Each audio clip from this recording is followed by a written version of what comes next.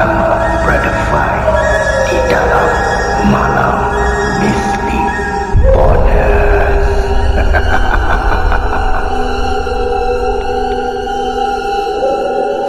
Baiklah saudara, pada malam ni kita ada tetamu khas. Rasanya mungkin anda semua kenal, ataupun mungkin ada yang tak kenal. Okey, saya jemput Haida untuk bercerita pada malam ini bersama-sama dengan saya. Okey, silakan Haida.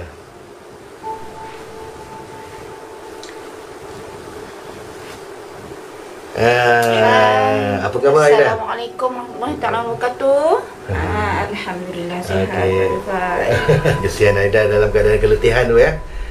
Jadi Haida, hari ini boleh bercerita satu cerita yang pendek lah. InsyaAllah kita akan kongsikan satu cerita pula malam ni. Okey Haida akan bercerita, Brother Fai akan dengar lah. Okey, silakan Haida. Okey. Assalamualaikum dan selamat malam pada pendengar semua. Malam ni saya nak kongsikan satu kisah seram. Tajuknya apa tu? Tajuk satu dah tidur, dua dah tidur, tiga dah tidur, empat tak tidur lagi. Itu dia. Okey, tanpa membuang masa, mari kita sama-sama dengar kisah seram seterusnya yang akan saya sampaikan sebentar lagi.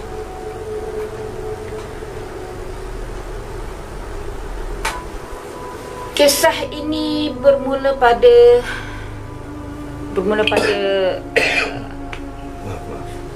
Julia. Hari tu saya mula kenal Julia. Kami mula rapat sebab masing-masing takut nak pergi tandas waktu malam. Kami saling menemani bila nak terkencing malam-malam. Pada mulanya kami berdua memang tak percaya cerita hantu senia. Sebab sebelum saya mendaftarkan diri di asrama, abang saya dah beritahu awal-awal supaya jangan dengar cerita hantu ni. Nak dijadikan cerita, adalah satu hari ni saya memang tak boleh nak lelapkan mata. Katil Julia ni sebelah saya je. Saya nampak Julia ni dah tidur nyenyak dah. Yang lain pun dah nyenyak tidur juga. Saya tengok jam dah pukul 2 pagi. Saya cuba nak lelapkan mata tapi tak boleh. Sedang saya berguling ke kiri, ke kanan, cuba nak lelapkan mata, saya terdengar macam ada orang buka tingkap bilik saya. Tingkap itu betul-betul depan katil saya ni. Saya boleh nampak tingkap tu sebab semua katil dah disusun menghadap ke tingkap tu. Katil saya yang keempat dari dinding. Saya tak fikir apa-apa lagi masa tu, sehingga saya terdengar suara. 1, 2, 3. Lepas tu saya terdengar suara tu berkata. Saya terus teringat cerita senia pada masa mula-mula saya mendaftar di asrama. Saya mula meremang satu badan. Saya dengar lagi. 1 dah tidur, 2 dah tidur, 3 dah tidur, 4 tak tidur lagi. Saya makin tak sedar hati sebab memang saya katil keempat dari dinding. Saya baca semua surah-surah yang saya hafal dalam keadaan sebutan yang berterabur. Benda tu mengira lagi. 1 dah tidur, 2 dah tidur, 3 dah tidur, 4 tak tidur lagi. Seram juga cerita ni. Badan saya memang dah menggigil dah masa tu. saya cuba panggil Julia dalam suara terketar-ketar. Julia. Julia. Julia. Tapi apa yang membuatkan saya makin menggigil dan menangis bila saya dengar benda tu cakap, Julia dah tidur. Dan disertakan hilaian ketawa yang sangat kuat. Cuba ketawa sikit. Wah. Seram ni Brother Faiz, seram. Saya terus menjerit, pergi. Lebih kurang macam tu lah. Banyak kali juga saya jerit, sampai semua pelajar dalam bilik saya terbangun. Saya langsung tak berani nak pandang benda tu. So benda jadi sampai di situ saja cerita tu kan? Dia tak dapat nak menghabiskan cerita. Mungkin disebabkan terlalu takut. Mungkin takut seterusnya tu dia dah pengsan ke. Jadi kalau kata dia pengsan tapi tangan dia menaip, bahaya juga tu kan. Sama ada dia pengsan ke, dia mimpi ke kan, cerita ni kita macam itulah lebih kurangnya. Tapi daripada berdasarkan cerita yang disampaikan ni, agak menyeramkan lah. Dalam keadaan waktu tengah malam, kita dengar suara, kira 1 dah tidur, 2 dah tidur, 3 dah tidur, 4 tak tidur lagi. Dia macam tahu je kita tak tidur. Itulah. Jadi okey, terima kasih Haida kerana sudi bersama Brother Fai dalam cerita seram pada malam ni. Ya, sama-sama kasih. Okey, Haida, sebagai satu bonus Haida, sebagai satu bonus, cerita pendek pun tak apa. Cerita sikit kalau ada pengalaman sedikit lah. Okey. Ini kita cerita dengan kira macam sembang santai sikit lah. Ni mengisahkan diri sendirilah ya, macam itulah ya. Begitulah. Okey. Saya tak banyak kisah-kisah seram, cuma saya nak kongsikan sedikit lah daripada pengalaman semasa kita bersama family balik daripada bercuti. Kebetulan masa tu kita bercuti bersama family di Galles Castle. Galles Castle, okey. Galles Castle. Dan kisah ni semasa dalam perjalanan balik. Galles Castle di Perak kan? Perak. Tapi waktu kita balik tu pun dah waktu waktu malam lah. Kisahnya semasa dalam perjalanan balik, kita dengan niat kita nak cari jalan yang agak dekat sedikit dan tak jalan tak sesak. So kita mengambil inisiatif menggunakan jalan lain, laluan lain. Biasalah dah jalan banyak waktu siang tu, dah banyak berjalan, dah banyak ke hulu ke hilir dengan family kita pun terasa penat. Ya, terasa penat. Saya pun dengan rasa kepenatan kita terlelap. Saya terlelap sekejap.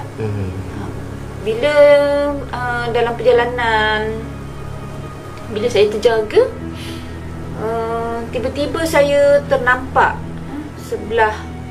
bersebelahan sangat dengan kenderaan kami. Kereta api lalu. Kereta api lalu laju.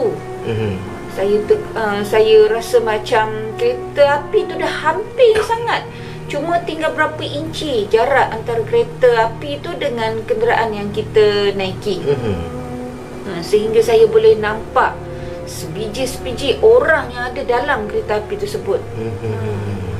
Padahal kawasan yang kita lalu tu adalah kawasan hutan. Ya, betul. Hutan kecil. Hutan kecil. Kiri dan kanan adalah hutan yang memang tak ada rumah, tak ada kedai, tak ada apa-apa, memang tak ada. Tapi pelik Aida, masa tu macam mana macam mana boleh Aida boleh terpandang pula kereta api padahal kawasan tu hutan kan. Boleh pula Aida nampak dalam tu ada orang, seorang demi seorang Aida boleh cam muka dia kan. Itulah, wallahualam lah macam mana tak, saya. Pertanyaan saya ni, soalan saya ni, Aida masa tu memang yakin yang Aida bukan dalam mimpi ke apa ke? Tidak. Saya bukan berada dalam mimpi, bukan mimpi. Itu bukan mimpi, memang saya nampak. Memang saya mula-mula terjaga tu memang saya dah nampak benda tu. Sehingga saya terpacul tanpa sengaja terkeluar daripada mulut ni mengatakan, kereta api lah, macam tu.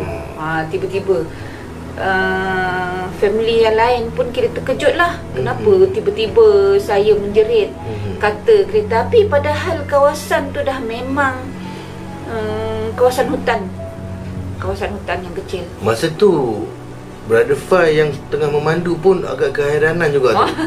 Terperanjat. Tiba-tiba Aida cakap ada kereta api. Kereta api?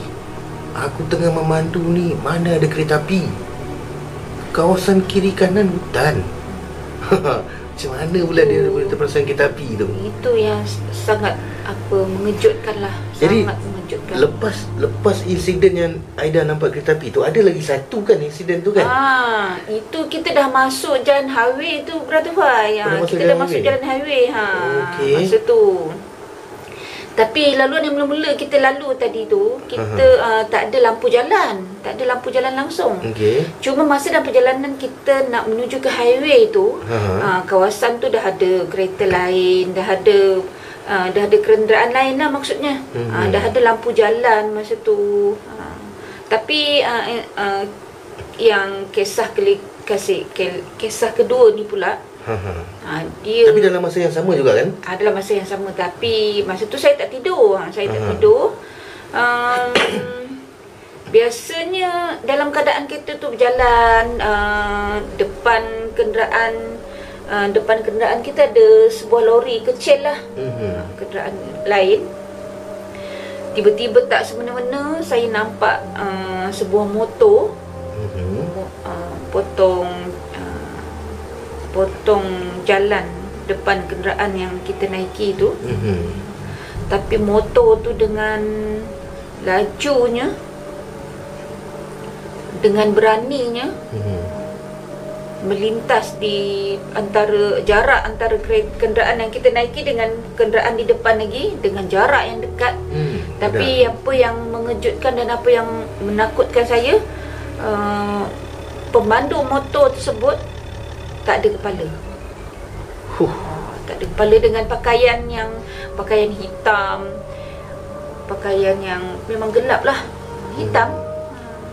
Tapi masa tu Brother Fai yang memandu ni memang tak nampak apa pun masa tu tau. Itu yang kita pun, yelah, benda kita pun tak menjangka kan. Aida ada nampak nombor plate motor tu tak? Tak sempat lagi nak tengok tu, Brother Fai. Bila dah nampak benda tu macam tu, memang tak ingat apa benda lagi dah. Pokok kalau boleh bagi nombor kan. Tak adalah, saya bergurau saja ya. Setakat ni itu kisah-kisah seram yang saya pernah lalui lah. Baiklah, okey. Itulah pengalaman kami sekeluarga lah masa tu. Pergi ke Perak, pulang daripada Kelly's Castle ya. Jadi itu adalah pengalaman, orang kata pengalaman yang seram jugalah. Okey, Brother Fai nak cerita sikit lah juga, boleh kita pun sama-sama nak mendengar cerita daripada Brother Fai. Giliran dia pula, kita nak dengar kisah dia malam ni pula, pengalaman dia. Okey, macam ini ceritanya pendek, tapi bagi Brother Fai dia agak menyeramkan jugalah. Pengalaman Brother Fai macam ni lah. Biasanya Brother Fai akan keluar daripada rumah untuk pergi ke kerja, daripada Semenyih ke Petaling Jaya. Okay? Keluar seawal pukul 5.30 pagi untuk mengelakkan daripada kesesakan jalan raya kan. Masih gelap lagi tu. Masih gelap lagi masa Masih tu. gelap lagi.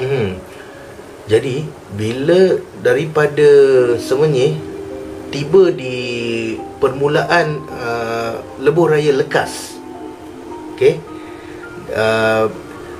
Masa tu tengah-tengah bawa kereta kan, tiba-tiba Brother Fai ada ternampak ada seorang lelaki tau. Seorang lelaki berbaju putih, seluar jeans, bawa helmet. Dia berjalan di tepi highway tu lah. Di tepi highway tu dia jalan dalam keadaan lemah, macam orang frust tau. Macam orang frust. kecewa lah. Macam orang kecewa cara jalan dia tunduk. Tapi yang menakutkan, dia berjalan tu kan, okey lah, dia pakai t-shirt putih, seluar jeans biru. Okey. Itu berada masih jelas lagi lah masa tu kan.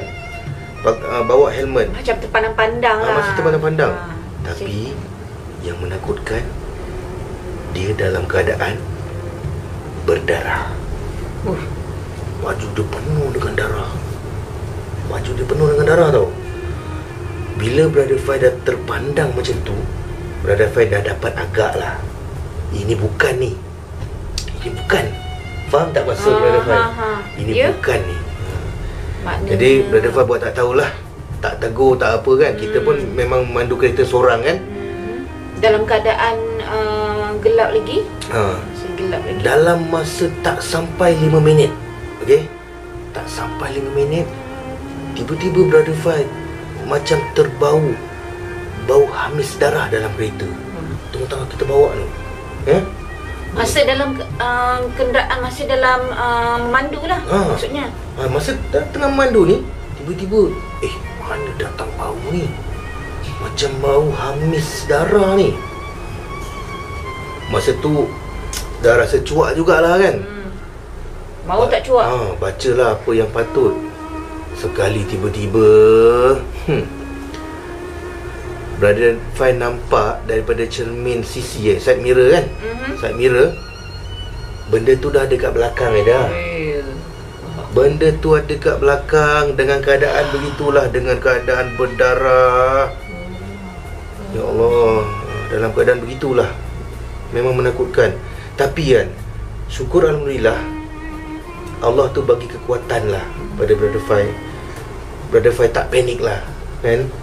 Tak rasa panik. Kalau waktu tu Brother Fai panik, kemungkinan besar kereta yang Brother Fai pandu boleh terbabas. Ya. Memang.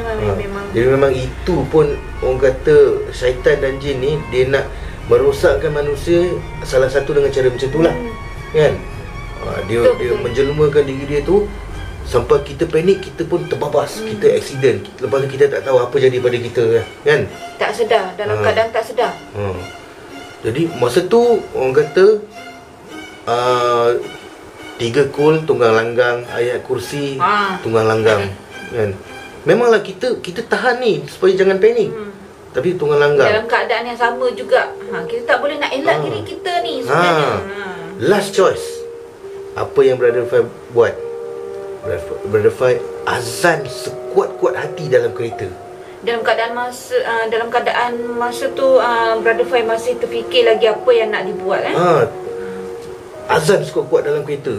So Brother Fai tetap memandu juga, azan sekuat-kuat dalam kereta. Lepas tu benda tu hilang. Belakang tu, masa Brother Fai tengah azan benda tu hilang. Tengah azan dekat benda dekat belakang tu hilang.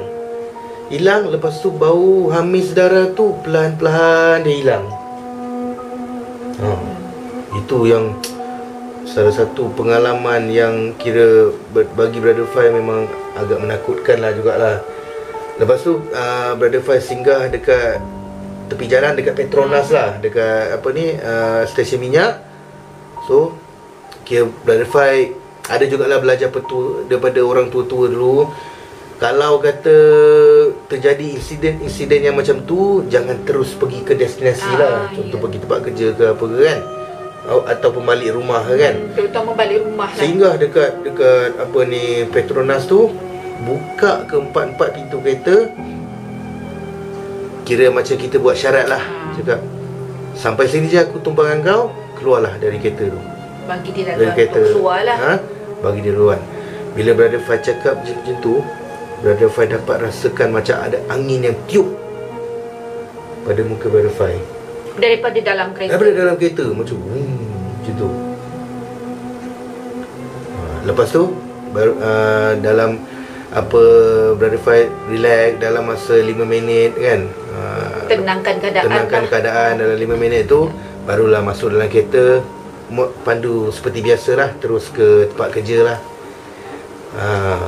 Jadi itulah pengalaman itu bukan seram sedikit tu Brother Fai. Itu kiranya kalau jenis yang panik memang boleh terbabas tu. Itu seram pangkat sarjan ke pangkat apa tu? Itu memang general punya seram tu. Oh, seram pangkat general seram. Memang seram. Sebab mulanya benda tu kita nampak cuma di luar daripada kenderaan. Tak semena-mena tiba-tiba ada dalam kenderaan.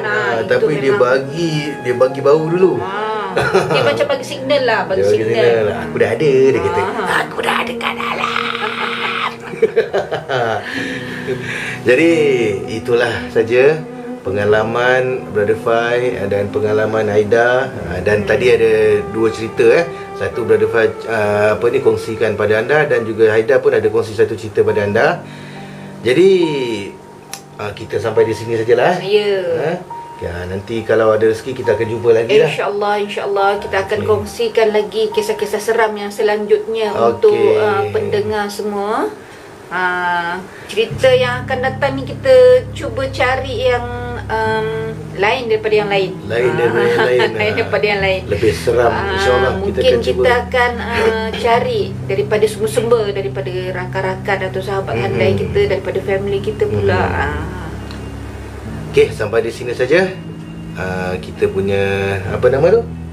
Kisah seram pada malam ini. Sehingga kita bertemu pada hari yang lain. Okey. Assalamualaikum.